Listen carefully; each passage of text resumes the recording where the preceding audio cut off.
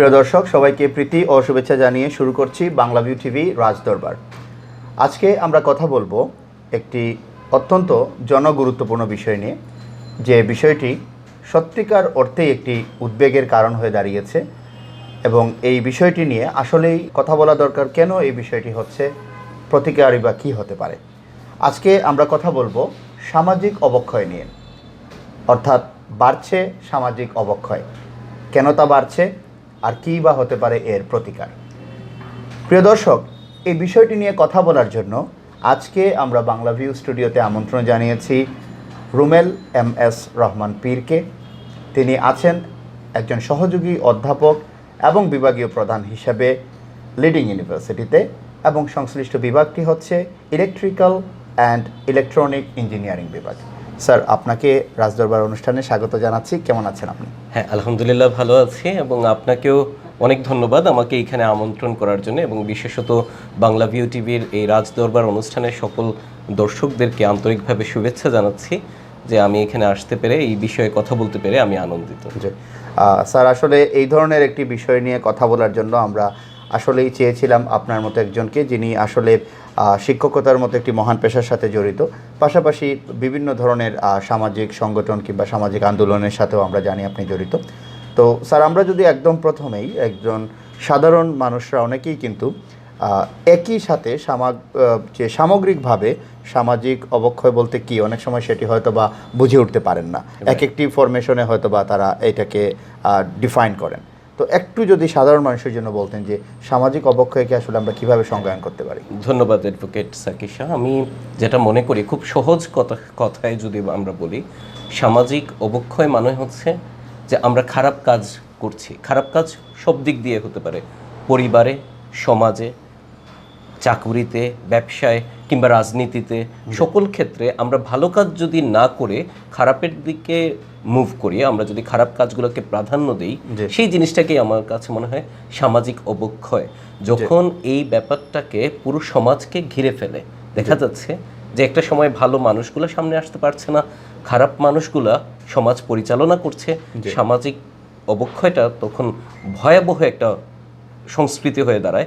এবং এই মুহূর্তে আমরা আসলে এমন একটা পরিস্থিতিরই মুখোমুখি হচ্ছি।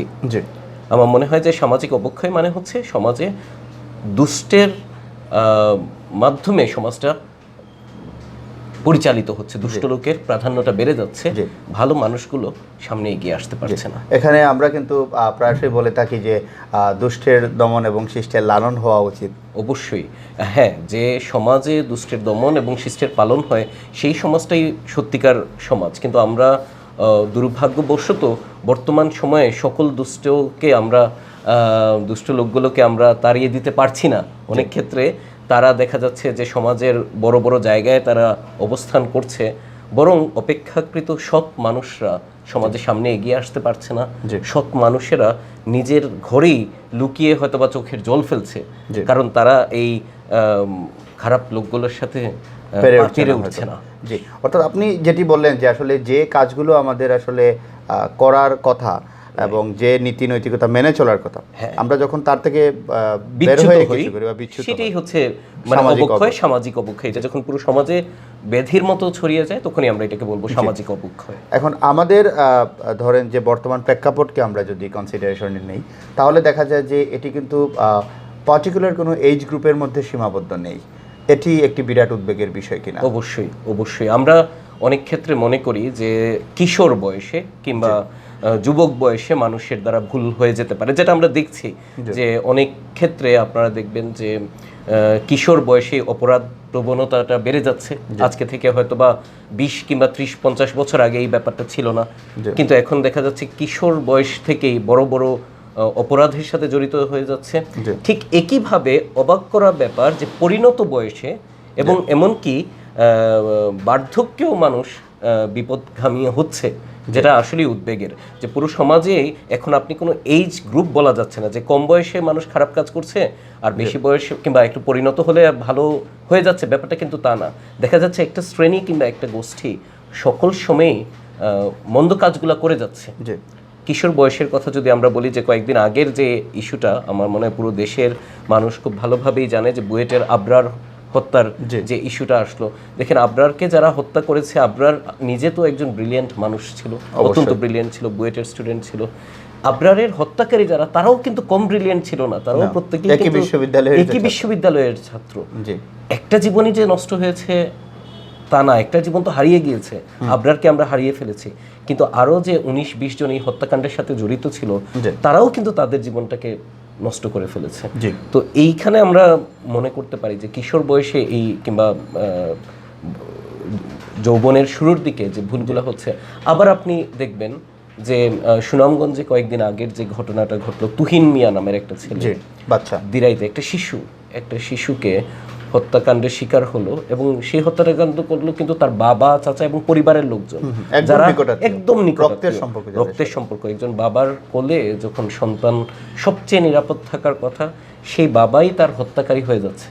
তার মানে পরিণত বয়সেও এই ভুলগুলা করছে, সমাজ বিপদগামী, মানুষকে বিপদগামী করে ফেলছি আমরা। আমাদের সমাজটা এমন হয়ে যাচ্ছে যে আমরা আসলে বয়স দিয়ে এখন আর ভাগ করা যাচ্ছে না যে এই বয়সে মানুষ খারাপ কাজ করছে, এই বয়সে সব এজ গ্রুপেই ভুল ত্রুটিগুলো হচ্ছে।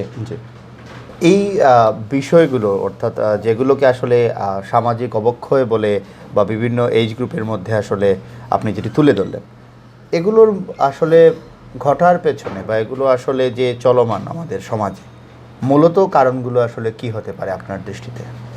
আসলে আমরা যে পুরো সমাজেই যে অবক্ষয় জিনিসটা একটা ব্যাধির মতো আসছে, এর পিছনে আমার কাছে মনে হয় যে দুটা বড় কারণগুলো হচ্ছে আমরা সবসময় এখন দুটা জিনিসের পিছনে ছুটছি। একটা হচ্ছে টাকা, একটা হচ্ছে ক্ষমতা।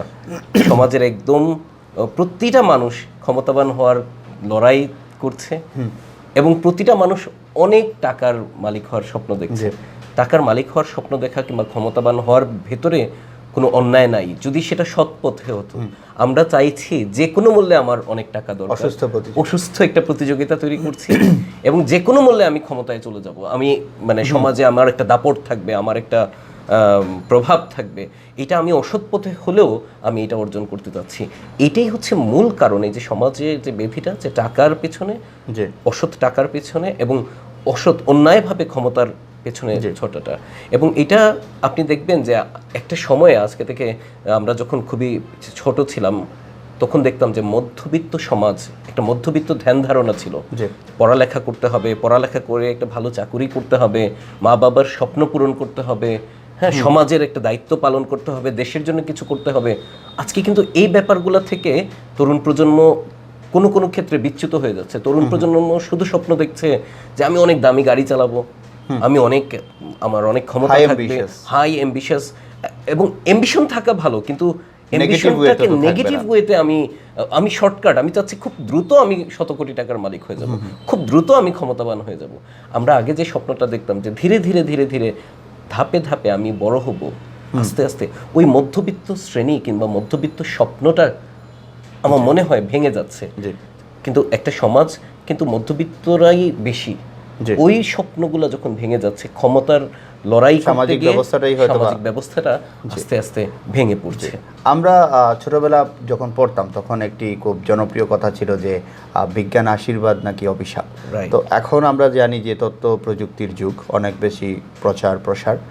এই তথ্য প্রযুক্তির যে প্রসার, এটিও কোনো ক্ষেত্রে নেগেটিভ ইম্প্যাক্টগুলো আমাদের বিশেষ করে তরুণ প্রজন্মের উপর পড়েছে কিনা, এতে কোনো সন্দেহ নাই। তবে আমি বিজ্ঞানকে এখনো আশীর্বাদই বলবো। ব্যাপার হচ্ছে আমি নিজে বিজ্ঞানকে কিভাবে ব্যবহার করছি। আমি যদি আপনাকে বলি যে মোবাইল ফোন আমাদের প্রত্যেকের পকেটে আছে, প্রত্যেকের সাথে মোবাইল ফোন আছে। মোবাইল ফোনে যখন ইন্টারনেট আপনি দিয়ে দিলেন, দুনিয়ার সবচেয়ে সুন্দরতম জিনিসও আপনি ইন্টারনেটে পাবেন, আবার দুনিয়ার অশ্লীলতম জিনিসও আপনি কিন্তু মোবাইলে পাবেন। এই ইন্টারনেটেই এখন যখন একটা পরিণত বয়সের মানুষের কাছে মোবাইল আছে এবং সে ইন্টারনেট ব্যবহার করছে, সে কিন্তু ভালো এবং মন্দটাকে পার্থক্য করতে পারছে। সে হয়তো বা মন্দটাতে যাচ্ছে না, সে ভালো জিনিসগুলো ইন্টারনেট থেকে নিচ্ছে। কিন্তু যে 14 বছর বয়স কিংবা 15 বছর বয়সের একটা কিশোরের কাছে, একটা তরুণের কাছে যখন ইন্টারনেট যাচ্ছে, সে মোবাইলে তার কিন্তু ভালো মন্দ, ওই বয়সটা তখনও ওইভাবে গড়ে ওঠে নাই ভালো এবং মন্দকে পার্থক্য করার।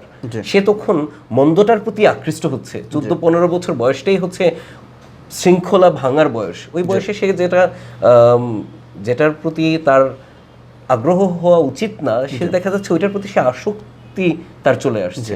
সে মোবাইলে সবচেয়ে অশ্লীলতম জিনিস দেখছে এবং খারাপ জিনিসগুলো দেখছে, যেটার প্রভাব তার মস্তিষ্কে যাচ্ছে এবং তার আচার আচরণ, কথাবার্তা এবং সমাজে, পরিবারে তার চলাফেরার ভিতরে এই জিনিসগুলো চলে আসছে।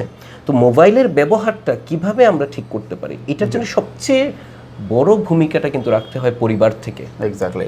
সবচেয়ে বড়, আমার মা বাবা কিংবা আমার বড় ভাই যদি আমাকে 14 কিংবা 15 বছর বয়সে 50-60 হাজার টাকা দামের একটা মোবাইল আমার হাতে দিয়ে দেন, এটা কিন্তু আমার জন্য ভালো করলেন না। আমার একটা আবদার পূরণ করতে গিয়ে আমার বয়স যদি 14-15 বছর হয়, আমি 50,000 টাকার মোবাইল ব্যবহার করছি, আমার জন্য এটা অভিশাপ হয়ে যাবে।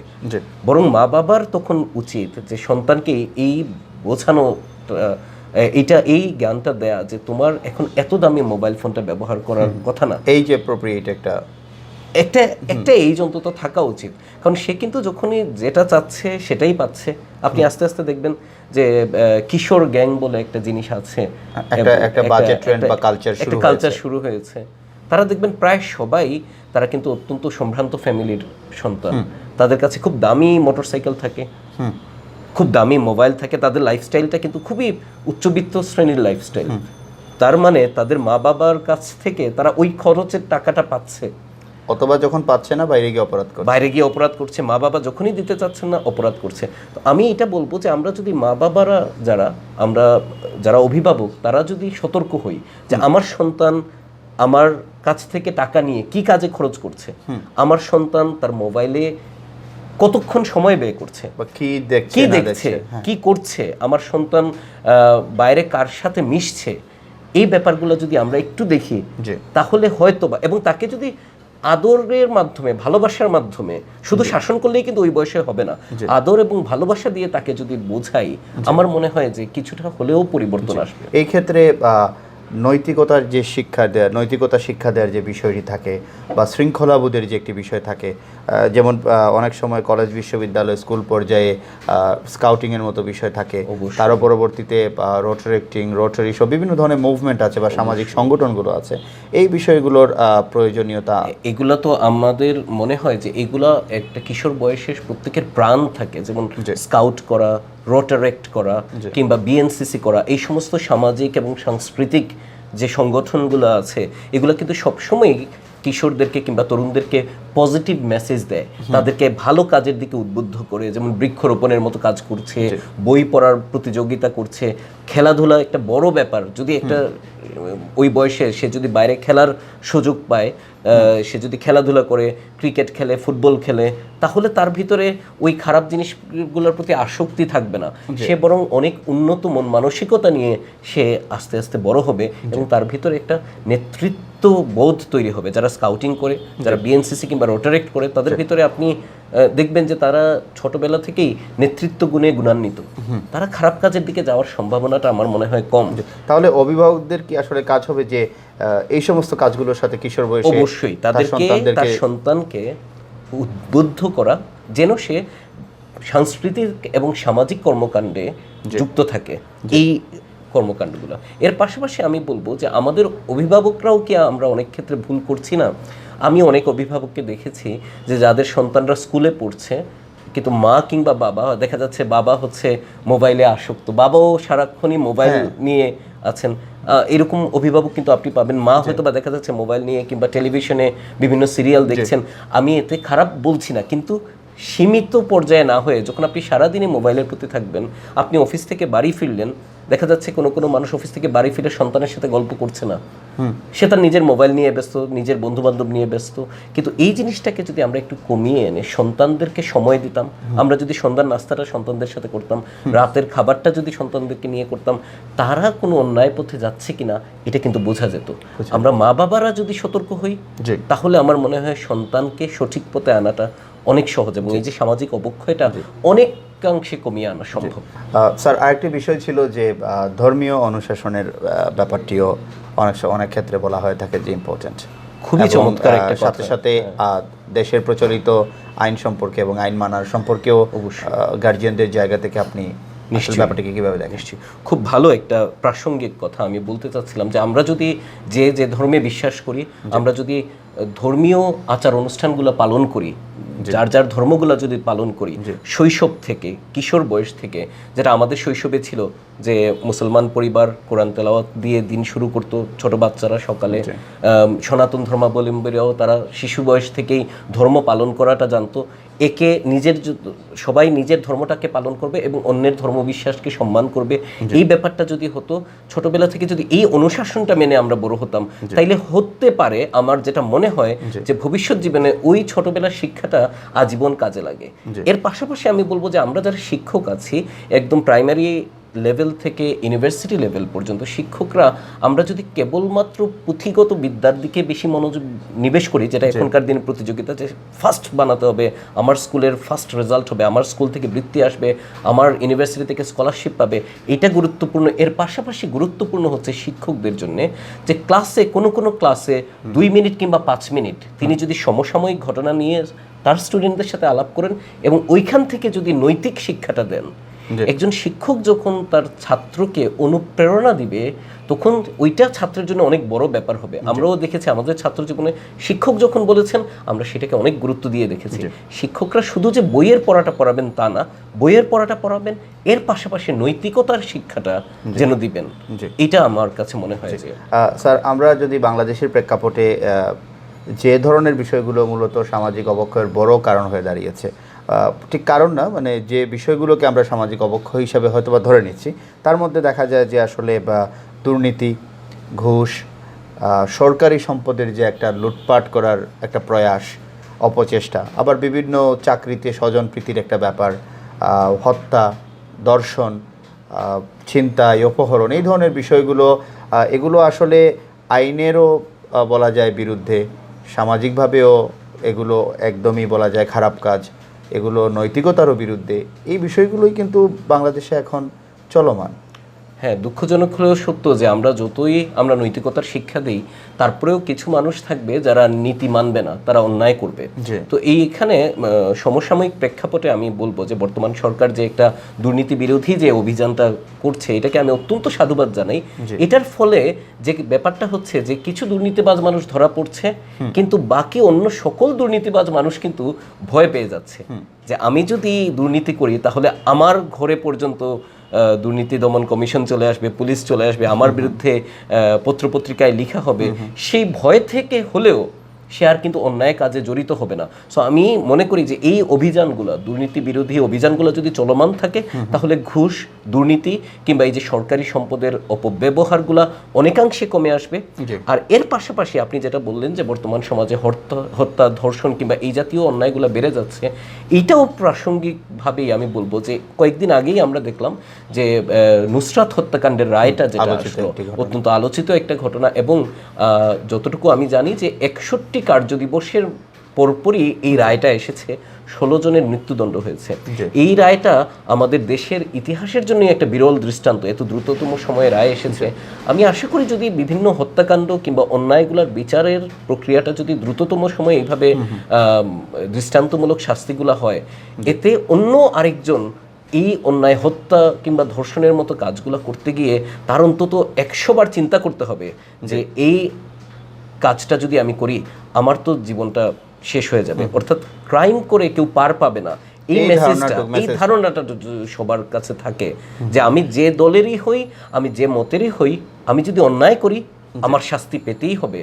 তো আইনের শাসনটা যদি আমরা পুরোপুরি প্রতিষ্ঠা করতে পারি, যে রাস্তায় আমরা আছি, তাহলেই আমার মনে হয় যে দেশে আমরা একটা সুন্দর সংস্কৃতি পাবো, আমাদের অবক্ষয়টা থেকে দূর হয়ে আমরা একটা সুন্দর বাংলাদেশ বিনির্মাণ করতে পারবো। অর্থাৎ আপনি যেটি বলছিলেন যে একদমই রাষ্ট্রীয় সর্বোচ্চ পর্যায় থেকে, যেমন কিছু দুর্নীতি বিরোধী অভিযান বা যেমন এক ধরনের শুদ্ধি অভিযান আমরা বলতে পারি, এই বিষয়গুলো কিন্তু ব্যক্তিগত, পারিবারিক, সামাজিক প্রত্যেকটা স্তরে স্তরেই আসলে হওয়া উচিত।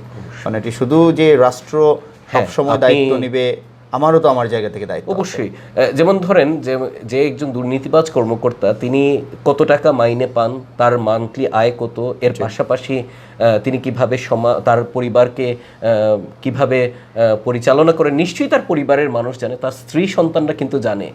কোনো কারণে যদি দেখা যায় যে তিনি হঠাৎ করে অনেক সম্পদের মালিক হয়ে যান, তার পরিবার থেকেই যদি প্রথমে বাধা আসে, তার সন্তান যদি প্রশ্ন করে যে বাবা আমরা এত সম্পদ কি করে আসলাম, একজন বাবা কিন্তু কখনোই তার সন্তানের কাছে ছোট হতে চাইবেন না।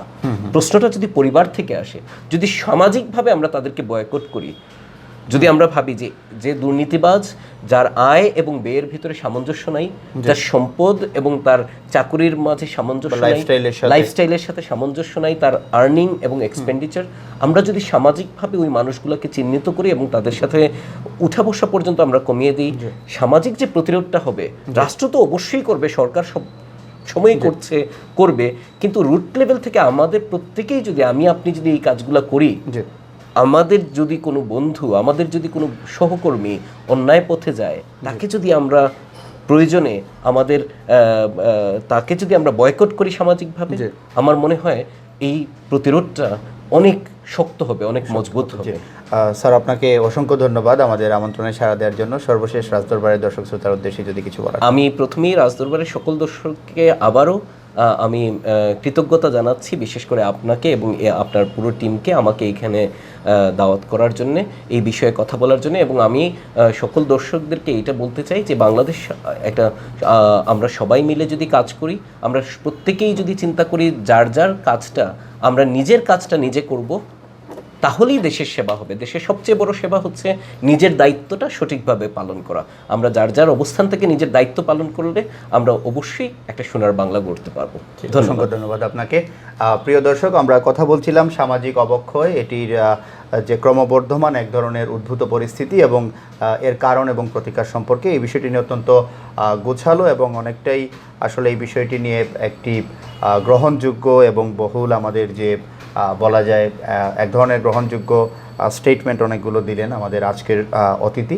এবং এই বিষয়গুলো থেকে আমরা যে সার্বিক কথা উঠে আসছি সেটি হচ্ছে যে আসলে একদম আমরা যে একটা কথা বলে থাকি, চ্যারিটি বিগিনস এট হোম, এই ব্যাপারটি হচ্ছে এরকম যে আসলে আগে নিজের ঘর থেকে পরিবার, ব্যক্তিগত সমাজ, তারপর রাষ্ট্র, প্রত্যেকটি জায়গায় আসলে সবাইকে যার যার জায়গা থেকে বিভিন্ন ধরনের অবক্ষয় রোধে, একদম ছোটোবেলা থেকে আমাদের যে পরিবারের সন্তানরা বেড়ে উঠছে তাদের থেকে শুরু করে আমাদের সমাজের সর্বস্ত স্তরে যারা আছেন সবাইকে আসলে নিজের জায়গা থেকে একটি শক্তিশালী ভূমিকা রাখতে হবে। সাথে সাথে আইনের প্রতি শ্রদ্ধাশীল হতে হবে, ধর্মীয় অনুশাসন মেনে চলতে হবে এবং আমাদের বিভিন্ন প্রচলিত রীতিনীতির প্রতি শ্রদ্ধাশীল হলে তবেই হয়তোবা আমরা একটি অবক্ষয়মুক্ত, সত্যিকার, সুন্দর, সমৃদ্ধ বাংলাদেশ পাবো। সেই প্রত্যাশায় আজকের রাজদরবার থেকে এখানেই বিদায় নিচ্ছি। দেখা হচ্ছে আগামী পর্বে, আবারও একই সময়ে একই চ্যানেলে। সাথে থাকুন রাজদরবারে, সাথে থাকুন বাংলা টিভি। শুভরাত্রি।